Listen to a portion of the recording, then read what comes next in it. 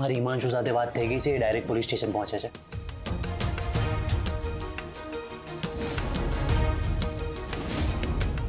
જો હું તમારી સાથે પોલીસ સ્ટેશન આવવા પર તૈયાર થઈ ગયો છું. પ્લીઝ હવે તો મારા હાથ છોડો. વિશ્વાસ રાખો, હું ક્યાંય નહીં જાઉં. ના મોન્ટી અંકલ, અમે તમારા ઉપર વિશ્વાસ ના કરી શકીએ.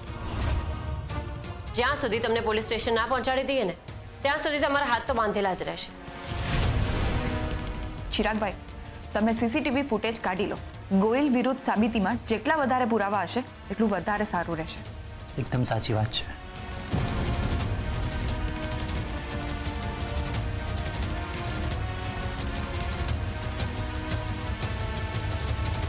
અરે પણ આમાં તો કોઈ દેખાતું જ નથી.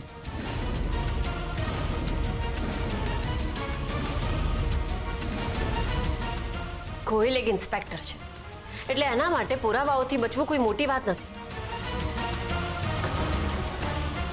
એને જાણી જોઈને એવો રસ્તો પસંદ કર્યો હશે જ્યાં સીસીટીવી હોય જ નહીં. ચાલો અને આપણે પોલીસ સ્ટેશન લઈ જઈએ. ચલો. તો હું પણ સાથે આવું છું. ના સરગમ, તો અત્યારે પોલીસ સ્ટેશન ના આવીશ. તારી ઘરે વધારે જરૂર છે. બની શકે કે ગોયલ પાછો આવે તો રિસ્ક છે, એટલે તું અહીંયા જ રહે.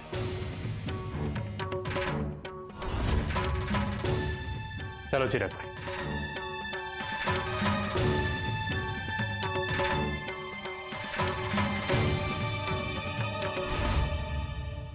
રૂપ, તને ખબર છે મોન્ટી અંકલ પોતાનો ગુનો પોલીસ સામે સ્વીકારવા તૈયાર થઈ ગયા છે.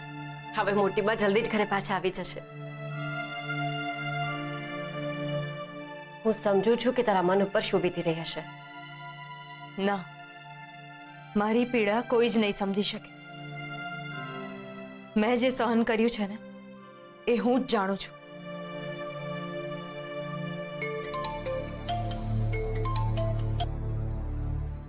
સોરી રૂપ, મને ખબર છે મારાથી બહુ મોટી ભૂલ થઈ ગઈ છે. ખબર નહીં એ વખતે મને શું થઈ ગયું હતું. પ્લીઝ મને એકવાર માફ કરી દે. આઈ પ્રોમિસ કે હું બીજી વાર આવું ક્યારેય કશું જ નહીં કરું. પ્લીઝ રૂપ. તમારી આ ભોળી વાતો હવે મને ફસાવી નહીં શકે અયાન. મારે તમારી સાથે કોઈ સંબંધ નથી રાખવો. રૂપ,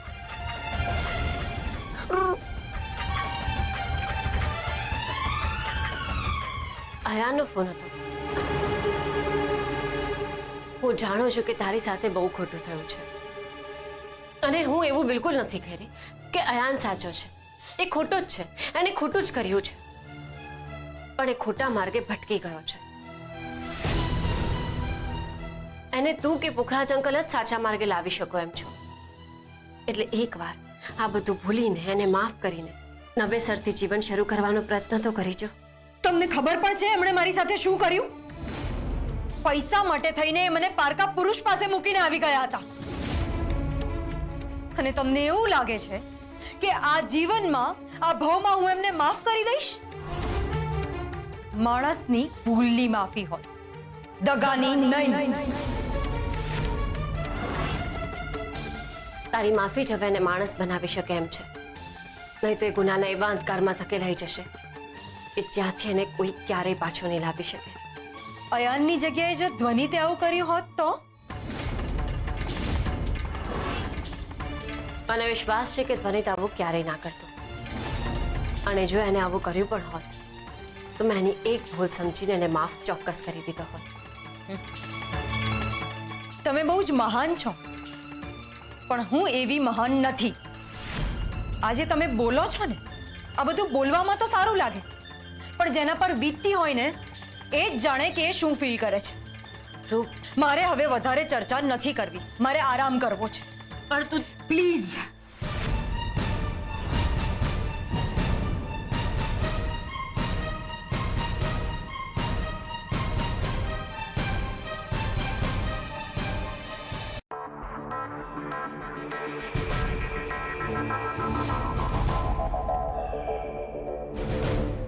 મોન્ટી સ્ટેટમેન્ટ આપવા તૈયાર છે. લઈ લો એનું સ્ટેટમેન્ટ.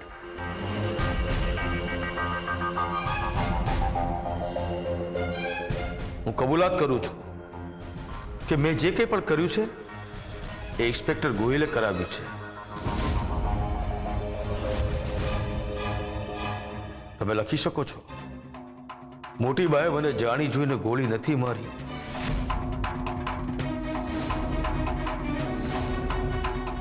પરંતુ હું એમની ઉપર એટેક કરવા ગયો ને બચાવમાં એમનાથી ગોળી છૂટી ગઈ અને મને ગોળી વાગી પણ નથી.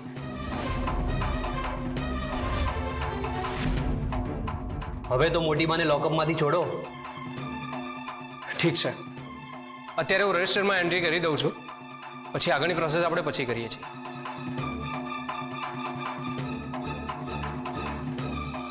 અત્યારે મારે તમને લોકઅપમાં નાખવા પડશે. હું તૈયાર છું. સાઇન કરી લો અહીંયા.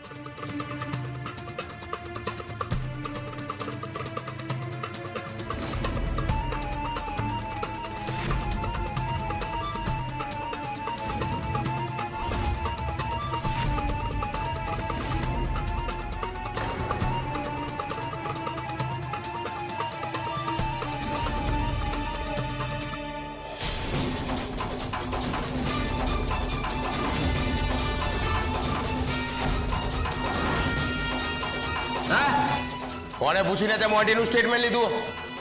હા, અહીંયાનો સાહેબ હું છું કે તું? Sorry sir. જાવે તારું બીજું જઈને કામ કર. આ કેસને અને આમને હું સંભાળું છું. તમારી સામે મોન્ટી હાજર થઈ ગયો છે, જેના મર્ડરના કેસમાં તમે મોટીબાને અરેસ્ટ કર્યા છે. તો હવે કાયદેસર રીતે મોટીબાને લોકઅપમાંથી બહાર કાઢો. રિલેક્સ એડવોકેટ સાહેબ, રિલેક્સ. મને ખબર છે કે તમે બહુ મોટા વકીલ છો અને કાયદાના જાણકાર પણ. હે, પણ થોડા ઘણા કાયદા તો મને પણ ખબર છે. એટલે શું તમે મને એમ કહી શકો કે આ માણસ જ મોન્ટી છે? એના શું પુરાવા છે?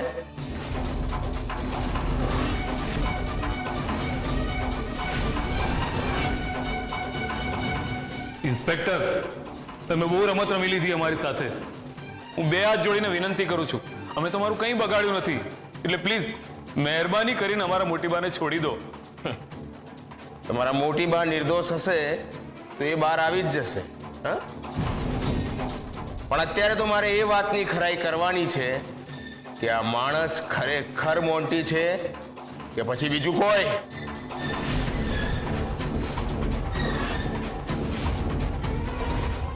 જો આ માણસ મોન્ટી ના નીકળ્યો તો તમારા બધા ઉપર છે ને ગુનો દાખલ થશે. હા, અને મોટી બાનું તો જોઈએ કે શું થાય છે એમનું. એ ક્યારે રિલીઝ થઈ શકે એમ છે કે પછી રિલીઝ થઈ શકે એમ છે જ નહીં.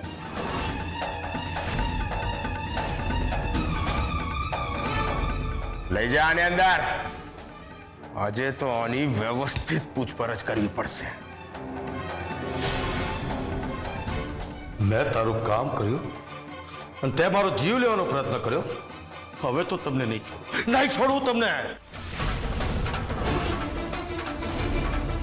તમને આ પૂછપરછમાં કેટલો સમય લાગશે જણાવશો? આજે તો શક્ય નથી. કાલે મેજિસ્ટ્રેટ સામે શું થાય છે એ જોઈએ. આજે ઘરે જઈને આરામ કરો. હો, પણ આજે શું વાંધો છે? મોટી બા નિર્દોષ છે તો પણ તમે. એકવાર કહ્યું ને ના એટલે ના.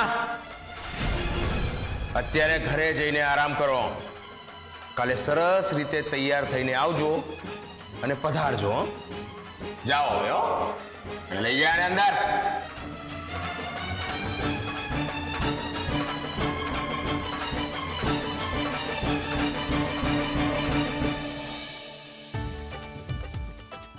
મીરા, પૂજાની થાળી તૈયાર થઈ ગઈ છે? હા, મેં કંસાર પણ બનાવી દીધો છે.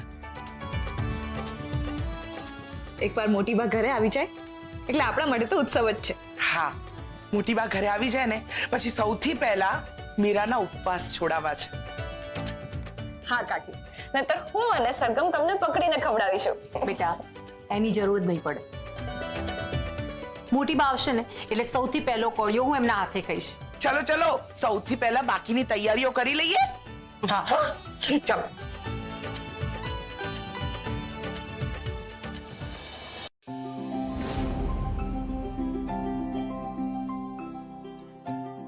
આટલા દિવસથી મોટી બા સરખી રીતે નાયા પણ નહીં હોય.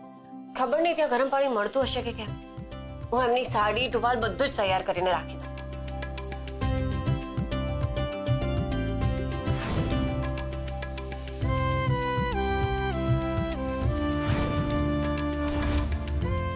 અરે શું થયું?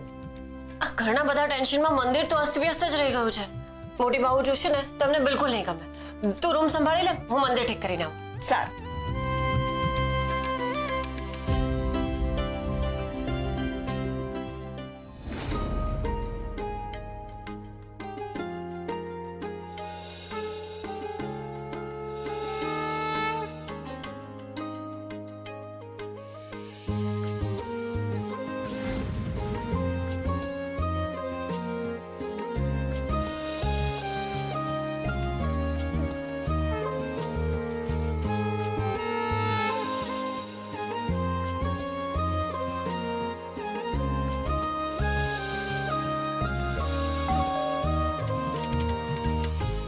મોટી બા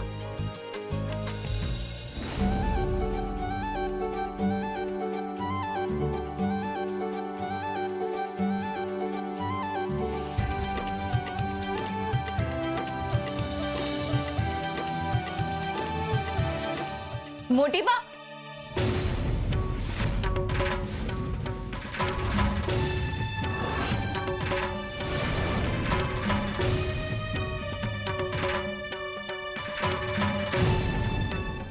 કોઈલે મોન્ટીના મોન્ટીઓ પર પ્રશ્નો ઊભો કરીને પોતાની જાતને બચાવી લીધી છે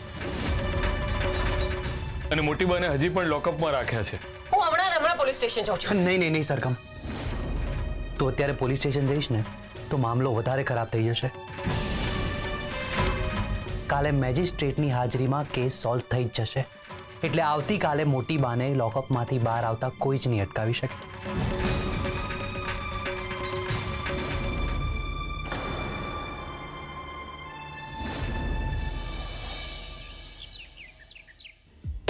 પહેલા આરોપી અને મોન્ટી મકવાણાને અહીં હાજર કરો, પછી જ બંને પક્ષની દલીલો હું એ સાંભળીશ. તમે કુંદન ઝવેરીને લઈને આવો અને બિરજો તું મોન્ટી મકવાણાને લઈને આવી.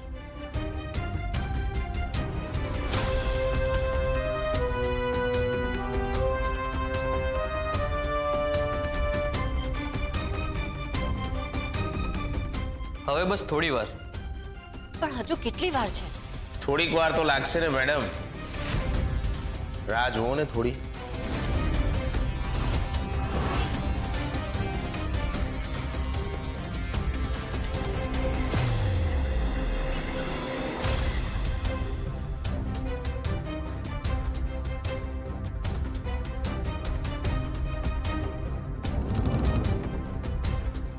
ઇન્સ્પેક્ટર ગોહિલ અને સાહુકારે મળીને મોટીબાને ફસાવવાનો પ્રયત્ન કર્યો છે. ખોટા પુરાવો રજૂ કરીને તેમણે મોટીબાને અરેસ્ટ કરી લીધા છે.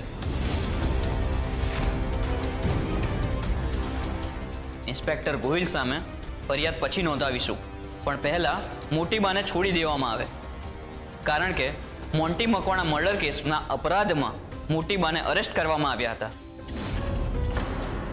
અને મોન્ટી મકવાણા તો જીવતો જ છે, તો મોટીબાને લોકઅપમાં રાખવાનો કોઈ અર્થ નથી.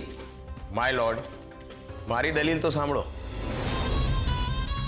એમણે મોન્ટી મકવાણા પર ગોળી ચલાવી હતી. ભલે એમના પર મર્ડરનો ચાર્જ ન હોય, પણ એમના પર અટેમ્પ્ટ ટુ મર્ડરનો કેસ તો હજી એ છે જ. એટલે એમને હમણાં તો રિલીઝ ના જ કરી શકાય. આ તદ્દન ખોટી વાત છે. ગોળી એક્સિડન્ટલી વાગી હતી. મોટીબાએ ઇન્ટેન્શનલી નહોતી મારી. હા, તમે એમને જ પૂછી લો ને. એમને ગોળી એક્સિડન્ટલી વાગી હતી. ના મેડમ, મારી ઉપર ગોળી કુંદન ઝવેરીએ ચલાવી હતી.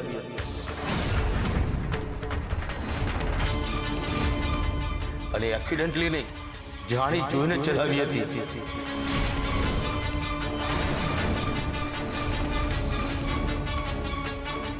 મેડમ પ્લીઝ આને છોડશો નહીં. આ બહુ ખતરનાક બાઈ છે. એને રિલીફનો ઓર્ડર આપશો ને, તે બહાર નીકળીને મને મારી નાખશે. મારા જીવને જોખમ છે મેડમ.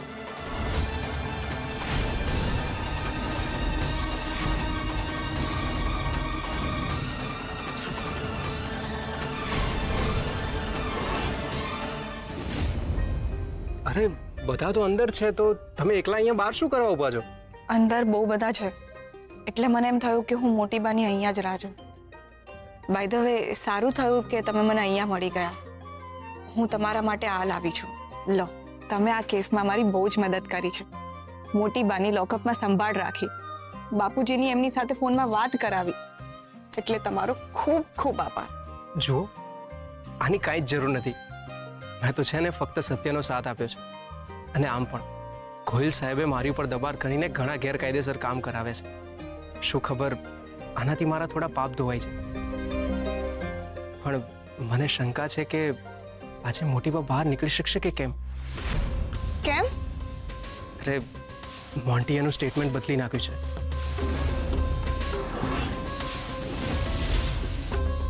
ગોહિલ છે ને એ બહુ જ જિદ્દી માણસ છે. એને આ વાત પોતાના ઈગો પર લઈ લીધી છે. અને જ્યાં સુધી હું ગોહિલને ઓળખું છું ને એ મોટી બાને બહાર નહીં નીકળવા દે. મારે હવે કુંદન ઝવેરી પાસેથી સાંભળવું છે, એમણે આવું શું કામ કર્યું? મેડમ, મારો કોઈ ઈરાદો નહોતો મોન્ટીભાઈને ગોળી મારવાનો. બધું આમ આકસ્મિક થઈ ગયું મેડમ. અને હું તો બહુ અહિંસા અને સિદ્ધાંતો વાળી વ્યક્તિ છું મેડમ. મેં મોન્ટીભાઈને ભૂલથી ગોળી મારી છે, જાણી જોઈને નહીં.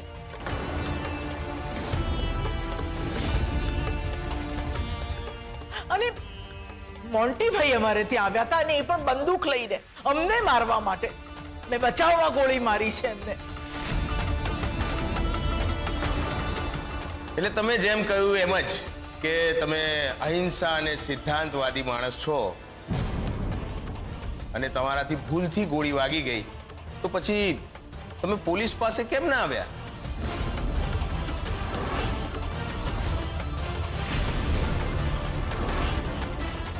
કારણ કે મેં એમને રૂમમાં પૂરી દીધા હતા. એ તો પોલીસ સ્ટેશન આવવા માંગતા જ હતા, પણ મેં એમને રોકી રાખ્યા હતા. આમાં એમનો કોઈ વાંક નથી. એટલે જે સજા કરવી હોય ને એ મને કરો. એમ? જો આવું હોય તો પછી તમે પણ મોટી બા જેટલા જ ગુનેગાર બનો છો. એટલે હવે મારે તમને પણ અરેસ્ટ કરવા પડશે.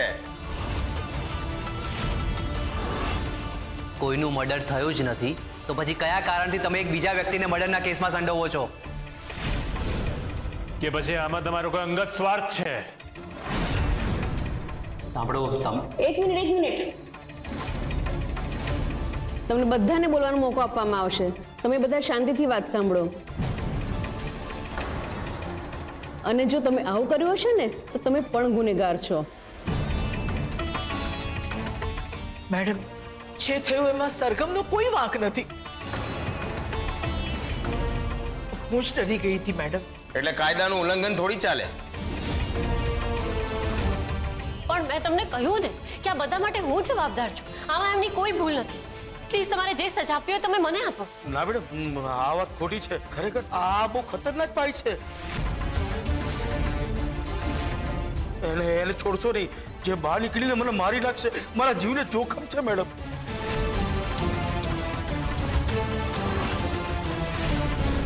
આટલી જલ્દી બદલાઈ ગયા? દગાબાજ માણસ!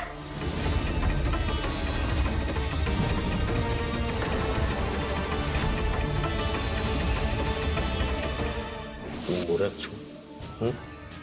હું શું કામ તારો જીવ લેવાનો પ્રયત્ન કરું? અરે તું તો મારા ટીમનો મેમ્બર છું. તમારું લક્ષ્ય મોટી બાને બરબાદ કરવાનું છે. અને જો એમાં હું કદાચ મરી પણ જાઉં ને તેમાં સૌથી મોટો ફાયદો તમને જ થશે. તે જ કીધું ને કે હું ક્યાંય સીસીટીવી કેમેરામાં આવ્યો નથી. હે? અને હું આવ્યો હોત તો સીસીટીવી કેમેરામાં દેખાવ નહીં. અરે મને તો એ પણ નહોતી ખબર કે ત્યાં સીસીટીવી કેમેરા ગોઠવવામાં આવ્યો છે.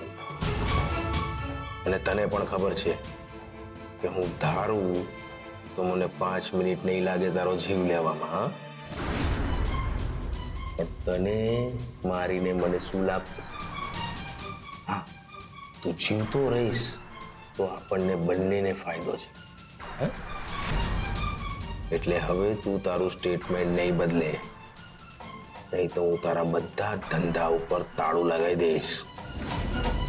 તું સારી રીતે જાણે છે કે હું ક્યાં સુધી પહોંચી શકું એમ છું. તો બસ હું કહું છું એમ કર, તો આપણને બંનેને ફાયદો થશે. હા,